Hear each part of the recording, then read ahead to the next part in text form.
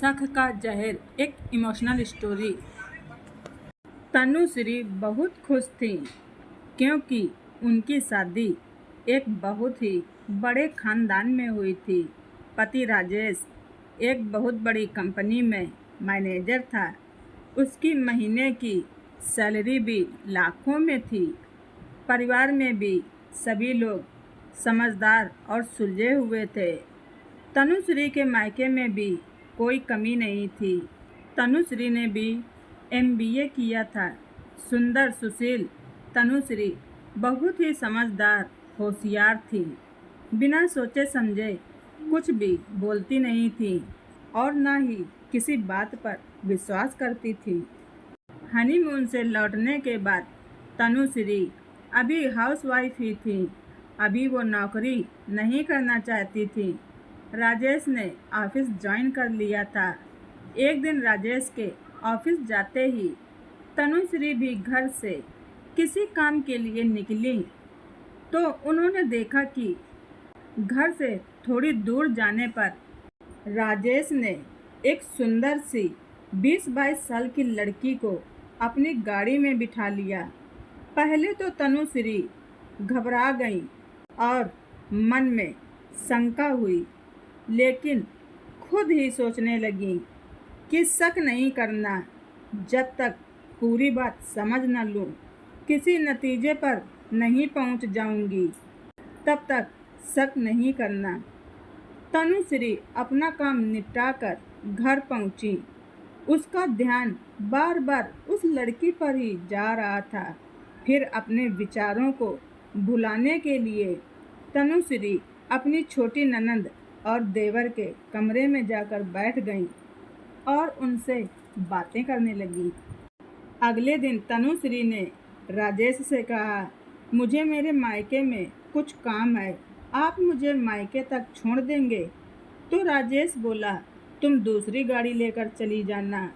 और राजेश चला गया तो तनुश्री भी ड्राइवर के साथ चली गई और फिर तनुश्री ने फिर राजेश की गाड़ी में उस लड़की को बैठते देखा और राजेश उस लड़की को हाथ पकड़कर बड़े प्यार से अपनी कार में बिठा रहा था।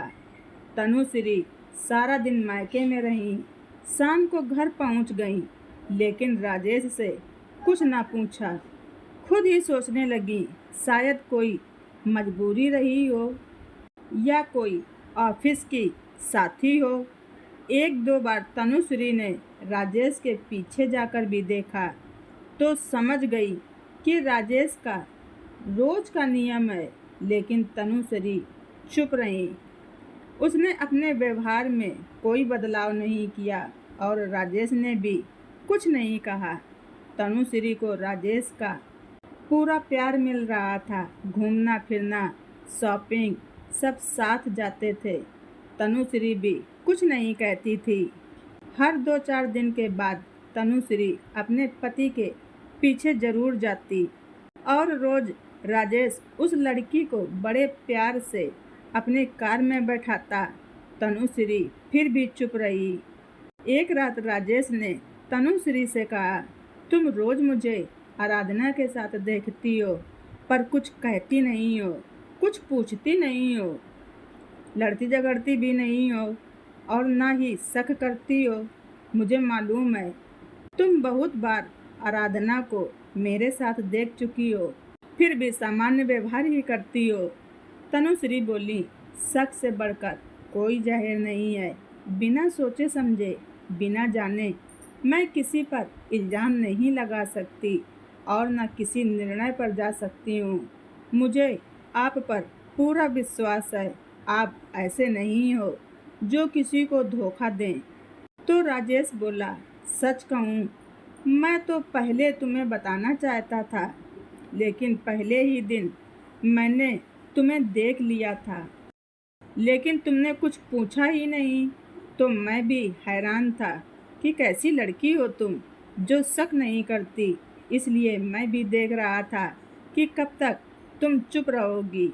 मैं हैरान हूँ तुम्हारी सहनशीलता और बहादुरी को देखकर।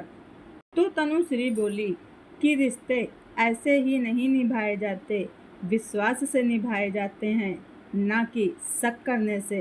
राजेश ने तनुश्री के हाथ पकड़ते हुए कहा, आराधना मेरे एक दोस्त की बहन है। मेरे दोस्त की एक एक्सीडेंट में बहुत पहले मृत्यु हो गई थी और आराधना को दिखाई नहीं देता। वो रोज़ संगीत सीखने जाती है और वो संगीत का कोचिंग सेंटर मेरे ऑफिस के पास ही है। मैं उसे साथ ले भी जाता हूँ और शाम को अपने साथ लेकर भी आता हूँ। तनुश्री बोली, मैं शक के आधार पर कुछ नहीं करती, पर तुम तो सचमुच बहुत नेक काम कर रहे हो और करते रहना। राजेश हैरान होते हुए बोला, मैंने आज तक ऐसी लड़की नहीं देखी जो अपने पति के साथ एक सुंदर और जवान लड़की को देखकर शक न करे। बड़ा ही खुशनसीब हूँ जो तुम जैसी जीवन साथी मिली है मुझे। सचमुच शक से बढ़कर कोई जहर नहीं, लेकिन तुम्हारे विश्वास ने एक मिसाल कायम की है। सलाम करता हूँ तुम्हारी सोच को। तनुश्री सोच रही थी कि अच्छा हुआ जो मैंने शक नहीं किया, शक से दूर रही और विश्वास रखने की वजह से ही आज हमारा रिश्ता खराब नहीं हुआ। अगर मैं शक करती तो हमारे रिश्ते न जाने कब के खराब हो गए होते और टूट के बिखर गए होते। अपने पति की नज़रों में मैं गिर जाती। दोस्तों, हमें ऐसे ही किसी पर शक नहीं करना चाहिए। शक हमेशा इंसान को अपनों से दूर ही ले जाता है। शक इंसान को ना ही जीने देता है और ना ही मरने देता है। शक इंसान को अंदर ही अंदर खोखला कर देता है। तो दोस्तों, आप सबको हमारी यह प्यारी सी स्टोरी कैसी लगी कमेंट बॉक्स में ज़रूर बताएं। धन्यवाद। रीचा वाइस।